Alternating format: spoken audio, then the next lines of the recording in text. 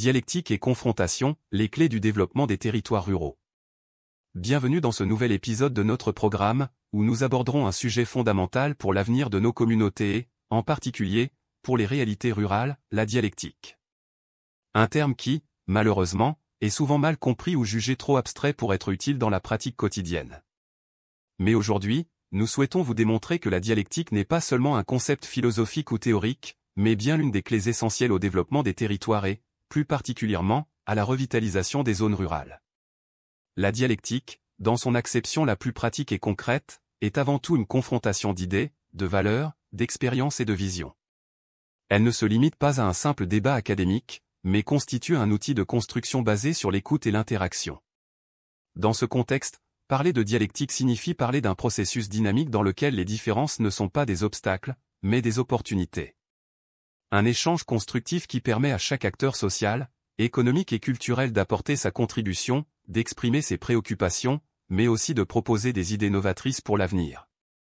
Et c'est précisément dans cette dialectique entre les différentes forces, entre tradition et innovation, entre besoins concrets et visions à long terme, que se construit l'avenir des territoires. Le rôle de la dialectique dans le développement des territoires ruraux. Depuis des années, les zones rurales sont au cœur de nombreux débats. Éloignées des projecteurs des grandes villes, ces réalités ont souvent vécu dans une forme d'ombre politique et économique. Mais aujourd'hui, la situation évolue. Un nouveau modèle de développement rural est de plus en plus discuté, il ne se limite pas à des politiques de soutien économique, mais vise une approche intégrée et participative.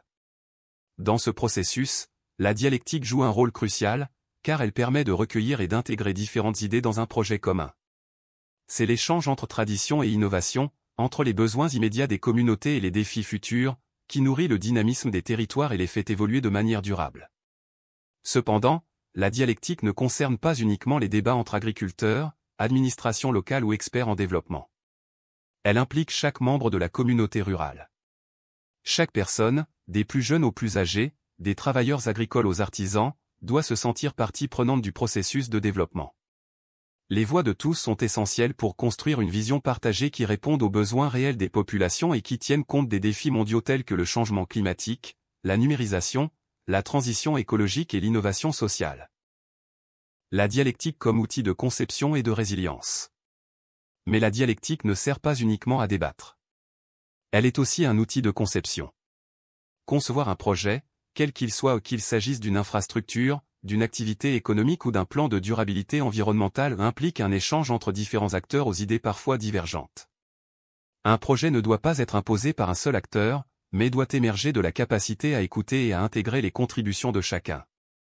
Prenons l'exemple d'un projet de réhabilitation de terres agricoles dans une zone rurale. Un tel projet ne peut être le simple fruit de la volonté d'une administration locale ou de l'initiative isolée d'un groupe d'agriculteurs. Il doit également impliquer les jeunes du village, les écoles, les consommateurs locaux, ainsi que les associations culturelles et environnementales. Ce n'est qu'en intégrant ces différents points de vue que l'on peut identifier les potentialités du territoire, les aspirations de la communauté et les ressources mobilisables. De cette manière, le projet sera non seulement plus viable, mais aussi plus largement accepté et soutenu par la population.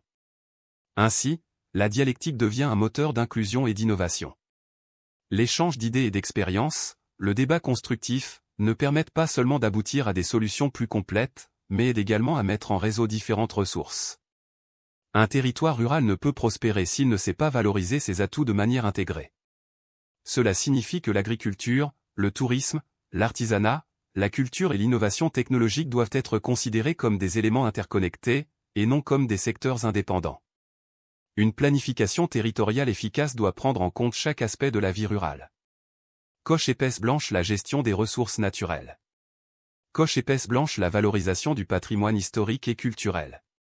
Coche épaisse blanche la promotion d'une agriculture durable. Coche épaisse blanche la création de nouveaux débouchés pour les produits locaux.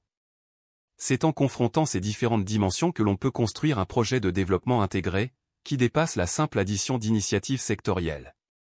Un autre aspect fondamental de la dialectique appliquée au développement rural est la résilience. Un territoire qui a développé une culture de la dialectique est un territoire qui sait répondre rapidement aux défis, qui a construit des liens solides et qui est donc mieux préparé aux changements et aux crises. Si un projet est conçu de manière rigide, sans ouverture à la confrontation, il risque d'échouer face aux imprévus.